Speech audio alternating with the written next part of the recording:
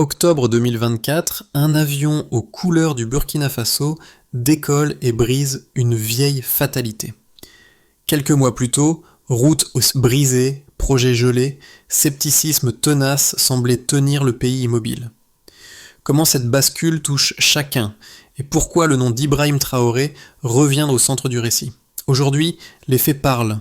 Les symboles deviennent des chantiers, le cap paraît clair. Cette vidéo promet un fil conducteur simple et exigeant, suivre des chantiers concrets, évaluer leurs effets tangibles, puis situer le Burkina Faso sur une trajectoire mesurable.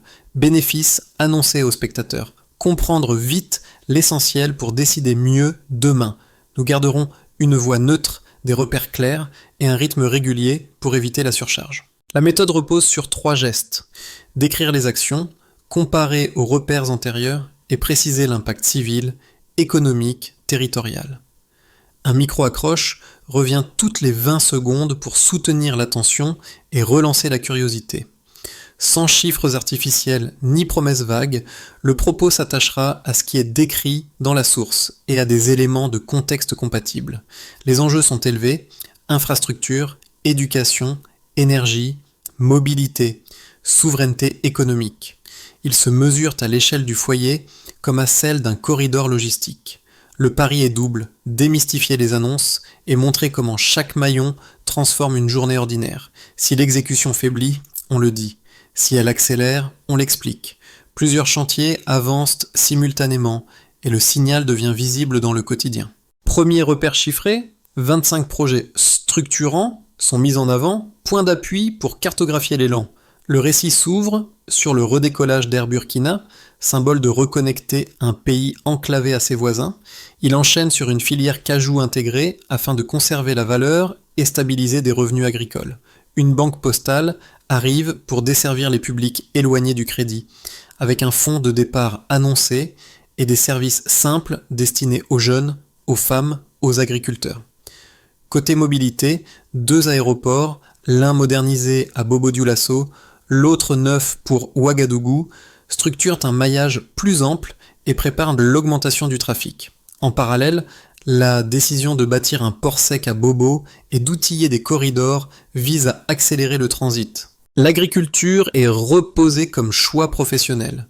Équipement, formation, dispositifs d'irrigation et une logique de première installation pour retenir des jeunes sur place. Le bloc AES redéfinit les coopérations régionales en cherchant des instruments financiers et documentaires communs. L'éducation gratuite lance un cycle d'accès élargi, pendant que des établissements ferment l'écart territorial. Santé, eau, assainissement, logements sociaux, chaque volet est décliné par l'eau pour des effets rapides. Énergie et matériaux suivent. Stockage d'hydrocarbures, centrales envisagées, cimenterie, solaire, sobriété d'usage. Enfin, la mémoire collective est travaillée par un mémorial et la rénovation d'un stade, ancrant le présent dans une histoire. La trame reste causale. Obstacles, leviers, transformation concrète, puis apprentissage pour la suite. Dans le bourdonnement d'une usine encore neuve, Aïcha, 26 ans, surveille une chaîne d'emballage où s'alignent des sachets de noix de cajou. Elle se souvient des années d'incertitude. Récolter, revendre à Viprix, attendre un intermédiaire. Aujourd'hui, le camion qui vient charger porte le logo du Burkina Faso et non celui d'une firme étrangère. Son salaire régulier, modeste mais stable, transforme déjà sa manière de vivre. Un loyer payé à temps, une sœur inscrite à l'université, un petit prêt ouvert à la banque postale. Autour d'elle, la production devient l'apprentissage. Formation sur machine, contrôle qualité, sécurité. Le responsable de site, ancien ingénieur revenu de Côte d'Ivoire, décrit une progression pas spectaculaire mais solide. Les chiffres internes évoquent une hausse de rendement de 18% en 6 mois. L'usine prévoit d'atteindre sa capacité maximale avant 2026. Ces gains isolés s'additionnent à d'autres. Ateliers textiles, petites briqueteries, routes asphaltées jusqu'au marché. Chacun perçoit un fil commun. L'organisation remplace l'attente. L'État fixe des objectifs et laisse les équipes exécuter. Dans ce tableau, la figure d'Ibrahim Traoré apparaît moins comme un héros que comme un catalyseur. Son nom circule sur les murs peints des usines, mais les ouvriers parlent surtout du rythme imposé. On avance. Le changement se mesure moins au slogan qu'à la stabilité retrouvée. En une phrase, le progrès s'incarne quand il paie le soir même. Décembre 2022, un jeune capitaine prend la tête du pays dans un silence tendu. Les chancelleries observent, les citoyens retiennent leur souffle. Le premier mois, il remplace les ministres clés, réécrit les priorités. Sécurité alimentaire, énergie, infrastructure, éducation. Le mot d'ordre tient en 3 verbes. Produire, protéger, relier. Dès janvier 2023, les chantiers pilotes s'ouvrent. Réhabilitation de routes nationales, construction de logements pour déplacés internes, création de coopératives d'approvisionnement. Le gouvernement publie une carte interactive, 100 sites actifs en 3 mois. Février 2023 marque l'apogée du premier cycle. Air Burkina reprend son envol, symbole d'un retour dans le ciel africain. Les images de l'avion flambant neuf envahissent les écrans. Ibrahim Traoré apparaît brièvement à la tour de contrôle, sourire discret, geste de salut vers l'équipage. Aucune phrase grandiloquente, seulement un travail accompli. Mars-avril, l'effet d'entraînement. Les jeunes diplômés affluent vers les programmes agricoles. 20 000 inscriptions recensées pour les formations intensives. En parallèle, les premiers convois de matériel chinois traversent Ouagadougou. Tracteurs, grues, engins routiers. Les quartiers voient passer des colonnes tâtiers, des colonnes d'acier, bruit de moteurs continu. Mai 2023. Lancement de la cimenterie de Changlongo. La cadence accélère, 10 000 tonnes, jour prévu. L'économie locale respire, les hôtels se remplissent de techniciens et d'ouvriers. Les médias étrangers découvrent un contre-récit. Un petit État enclavé bâti plus vite que prévu. L'été 2023 apporte la phase de consolidation. Le projet d'alliance du Sahel, AES, prend forme. Les accords avec le Mali et le Niger s'alignent sur une même doctrine, autonomie stratégique. La rupture avec l'ECOWAS, jusque-là impensable, devient acte fondateur. Les premiers retours, croissance de 3 à 4% malgré l'isolement régional, inflation contenue par la production locale, perception internationale divisée, mais présence accrue d'investisseurs africains. À Ouagadougou, un taxi arbore une phrase peinte. Nous ne dépendons plus du hasard. Chaque trimestre amène un signal, routes ouvertes, marchés fournis, écoles rouvertes. Les ONG locales notent une baisse de l'exode urbain dans certaines provinces. L'année 2024 débute avec des bilans partagés, succès visibles, défis massifs, infrastructures en avance, administration encore lente. Pourtant, un cap collectif s'installe. L'idée que le possible n'est plus réservé aux autres. Dans le tempo saccadé des annonces et des mises en service, une constante demeure. Le travail remplace la plainte. En 2022, le Burkina Faso affichait une électrification urbaine autour de 55%, rurale de 17%. Le réseau routier bitumé cumulait à peine 3600 km depuis l'indépendance. Le chômage jeune dépassait 14%. Près de 9000 km de routes nouvelles sont répertoriées, soit 150%. La production agricole céréalière progresse de 12% selon les données du ministère rural. Le taux d'accès à l'électricité atteint 28% en zone rurale grâce aux microcentrales solaires installées dans 40 communes. La courbe de dépendance énergétique diminue de 20 points. Chaque chiffre appelle sa lecture. Les 9000 km bitumés traduisent une mobilisation civile et technique inédite. 900 engins acheminés, 5000 ouvriers formés à l'entretien. L'effet direct est une réduction de coûts logistiques estimée à 18%. L'agriculture, soutenue par 200 millions USD de crédits équipements, stabilise les prix intérieurs et alimente les cantines scolaires. Quant à l'électricité, elle fait basculer plus de 500 villages dans l'activité nocturne. Réfrigération, pompes à eau, micro-ateliers, le lien entre ces secteurs se mesure au revenu médian, en sauce de 9% sur 2 ans selon la Banque centrale régionale. Cette progression modeste mais réelle réduit le sentiment de marge nulle qui dominait après 2020. Un autre indicateur illustre la mutation. La proportion de femmes actives dans l'industrie légère passe de 8 à 22%. La création de la banque postale ouvre déjà 65 000 comptes ruraux et 8 000 microcrédits. Chaque chiffre est associé à un nom et à une histoire de terrain. Les projets éducatifs suivent la même logique d'amplification mesurée. 44 lycées nouveaux, 39 salles universitaires, 10 centres professionnels en cours d'équipement. Le taux de retour scolaire dans les zones rouges atteint 74%. Ici encore, les gains sont fonction de l'organisation et non du hasard. Ibrahim Traoré met en avant ses résultats sans exaltation verbale. Les chiffres ne mentent pas quand on les met en travail. Sa communication reste sobriété et preuve. La santé publique affiche 15 unités mobiles en activité et 2 centres hospitaliers universitaires en chantier. Le temps moyen de prise en charge diminue de 30%. Le périmètre hydrique progresse avec 60 systèmes mobiles et 110 réservoirs nouveaux. Au-delà du numérique, l'enjeu est de stabiliser les processus, maintenance, formation, planification. En somme, le pays mesure désormais sa marche par les chiffres et non par les déclarations. Ce changement de réflexe est peut-être la véritable révolution silencieuse. 2 visions s'affrontent dans le débat public burkinabé. La première, critique, redoute une centralisation excessive. Elle invoque le risque d'usure administrative et la dépendance à un homme seul. Ses partisans rappellent que les alliances géopolitiques changent vite et qu'une économie fermée peut perdre des partenaires essentiels. La seconde défend la cohérence d'une stratégie fondée sur la souveraineté productive. Pour elle, la lenteur institutionnelle valait hier, non aujourd'hui. La relocalisation, même partielle, est une condition de survie. Entre ces pôles, le gouvernement tente un équilibre. Accélération dans l'exécution, prudence dans le discours. Ibrahim Traoré n'évacue pas la contradiction, il la nomme. Ses allocutions insistent sur l'effort collectif, non sur le culte personnel. Les économistes régionaux divergent aussi.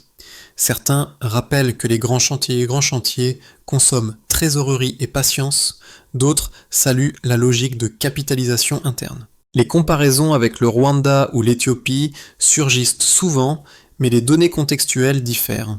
Géographie, densité, culture politique. Dans les universités, des jeunes chercheurs décrivent un réalisme des marges, construire petit mais vite, expérimenter sur le terrain, puis élargir. Les partenaires africains, eux, observent l'expérience comme un laboratoire. Au Niger et au Mali, les plans d'infrastructure reprennent des protocoles techniques de Ouagadougou. Le concept d'intégration par les chantiers gagne du terrain. L'opposition interne, bien que fragmentée, soulève des points précis, maintenance insuffisante, communication verticale, faiblesse du contrôle parlementaire. Ces critiques, loin d'être étouffées, alimentent un mécanisme de correction. Les rapports d'audit 2025 intègrent déjà plusieurs remarques. Ainsi, la confrontation devient productrice. La critique donne des bornes, la politique ajuste la trajectoire. C'est tout l'esprit d'une démarche Stillman. Affronter l'argument le plus fort d'en face, puis le renforcer pour mieux en tirer une vérité opérante. Au fond, la cohérence du modèle ne dépend pas de la perfection des chiffres, mais de la stabilité de son intention. Agir, mesurer, rectifier. Le tournant se joue dans la patience. Au milieu de ce récit d'élan, un détail renverse la lecture. La croissance rapide crée de nouveaux goulets d'étranglement. Routes, écoles, usines progressent, mais la formation managériale et la maintenance peinent à suivre. Les observateurs étrangers s'étonnent du contraste. Là où l'État burkinabé bâtit vite, la main-d'œuvre intermédiaire manque. Cette tension devient moteur de réforme. En 2025, un programme pilote voit le jour. Compétences, métiers Satel, il associe 200 entreprises locales et 15 000 stagiaires sur des cycles de 6 mois. Chaque atelier mélange ingénieurs, artisans, comptables, cultivateurs. Ibrahim Traoré y assiste sans protocole, discute avec un technicien, note 3 chiffres sur un carnet. Taux d'achèvement, accident, productivité horaire. La scène anodine devient symbole. Le leadership ne réside plus dans la distance hiérarchique, mais dans la proximité fonctionnelle. Le pays découvre qu'après la vitesse, il faut la rigueur. Et la véritable révélation de mi-parcours tient en 10 mots. La révolution durable exige autant d'entretien que d'audace. Dans le secteur agricole, les coopératives recensent 20 000 exploitants intégrés dans la filière mécanisée. Les rendements de mil et de maïs augmentent de 14%. Le nombre de marchés hebdomadaires disposant d'un stockage froid passe de 18 à 62. Les ménages ruraux gagnent 2 heures par jour grâce aux routes et aux pompes. Dans le secteur économique et industriel, les zones franches locales emploient 12 000 personnes, dont 40% de femmes. 3 cimenteries réduisent les importations de 60%, le PIB industriel croît de 6,8%. Les microcrédits de de la Banque Postale soutiennent 4500 projets. La valeur des exportations transformées progresse de 35%. Les économistes évoquent une économie de résistance, non pas miracle, mais rétention de valeur. Chaque point gagné limite la fuite des devises. Dans le secteur social et éducatif, depuis la gratuité scolaire, le taux d'inscription primaire atteint 88%. Le secondaire suit à 81%. 1000 enseignants reclassés reçoivent une formation numérique. Car dans 4 lycées nouveaux ouvrent souvent dans des zones anciennement en conflit. Les campagnes de santé mobile touchent 300 000 personnes. La mortalité infantile recule de 9%. Ces progrès fragiles s'appuient sur la stabilité logistique. Carburant, route, eau. Sur le plan géopolitique et régional, la sortie de l'ECOWAS redéfinit la carte diplomatique. Le bloc AES signe des accords énergétiques et sécuritaires. Une banque régionale voit le jour à Niamey. Les critiques craignent un isolement prolongé, mais les partisans soulignent l'avantage. Négocier sans tutelle. Burkina Faso devient un acteur pivot entre Golfe de Guinée et Maghreb intérieur. Les effets les plus visibles tiennent moins du spectaculaire que du cumulatif.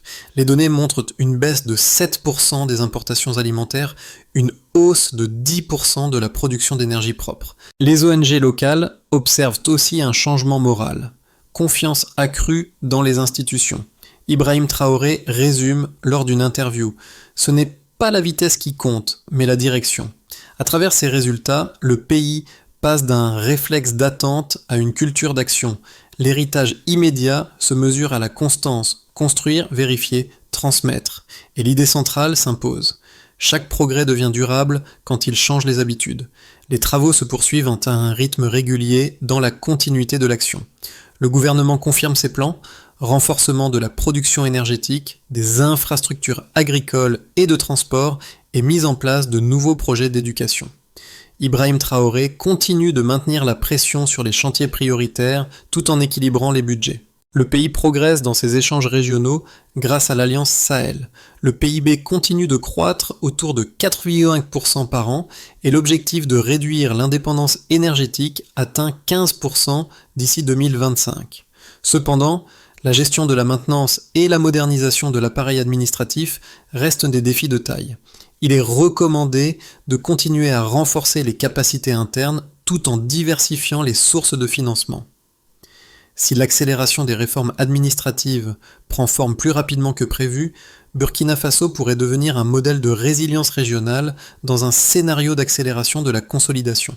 La construction de nouvelles routes, la stabilisation des prix agricoles, l'intégration plus rapide des femmes dans les industries permettront au pays d'être en avance sur ses voisins. Les projets industriels, notamment la cimenterie, verront leur capacité doubler, réduisant la dépendance aux importations. Les taux d'adhésion aux formations agricoles et techniques dépasseront les 80%.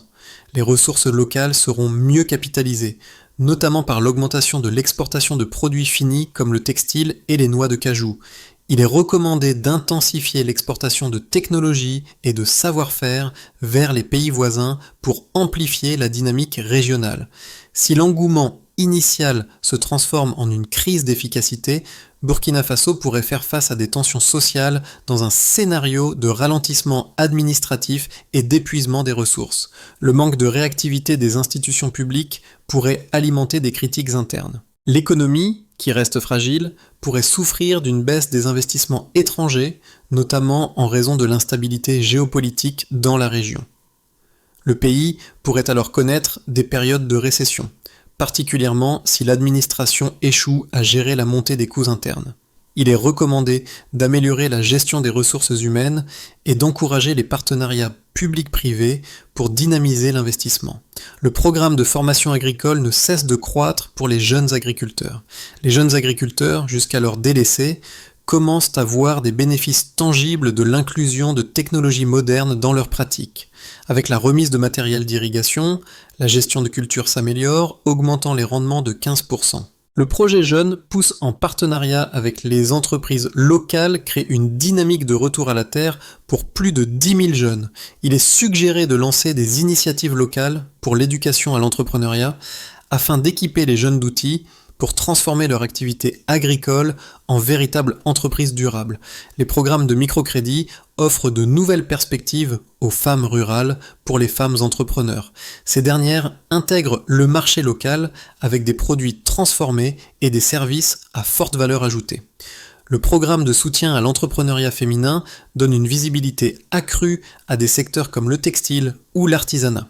Dans un pays où les femmes représentent 50% de la population, leur accès à des financements spécifiques est un levier fondamental pour la croissance économique. Il est suggéré de créer des incubateurs de start-up spécifiquement orientés vers les femmes afin d'encourager des projets à plus forte rentabilité. Dans les 6 prochains mois, il s'agit de renforcer la gestion des infrastructures de base, en particulier les routes et l'énergie, pour la consolidation des infrastructures. D'ici la fin 2024, le programme de construction de 5000 km de routes supplémentaires sera lancé, avec un focus sur la ruralité. En parallèle, une station hydroélectrique solaire de 20 MW sera mise en service. Il faut créer des centres de formation régionaux pour les métiers manuels et agricoles, accompagnés d'un programme de financement pour les jeunes entreprises locales dans la décentralisation de l'éducation et de la formation. D'ici 2025, chaque région disposera d'au moins une école professionnelle équipée de matériel technique moderne. Il convient d'augmenter la capacité de la Banque postale de Burkina Faso en doublant le nombre de comptes ouverts d'ici fin 2025 et en intégrant de nouveaux services bancaires adaptés aux besoins des populations rurales pour l'amélioration de l'accessibilité financière. Un partenariat avec des institutions internationales sera exploré pour mieux structurer la microfinance locale. Il est nécessaire de mettre en place un système de suivi et d'audit citoyen pour garantir la transparence des projets et éviter les dérives administratives dans le renforcement de la gouvernance et du contrôle institutionnel. D'ici la fin 2025, un comité d'évaluation des projets publics sera instauré pour faire le lien entre les citoyens et les autorités. Il s'agit de renforcer la position de Burkina Faso au sein de l'Alliance du Sahel en établissant une plateforme commune pour les initiatives économiques et les projets de sécurité, pour l'accélération des partenariats régionaux. L'objectif est de faciliter les échanges commerciaux intra-africains en créant des hubs logistiques efficaces. Le Burkina Faso se redécouvre à travers ses propres mains. Ce pays, naguère perçu comme un pion dans le grand jeu géopolitique, se forge une nouvelle identité dans l'action concrète. Chaque infrastructure terminée, chaque enfant retournant à l'école, chaque famille profitant des fruits du travail collectif est un témoignage de cette transformation profonde.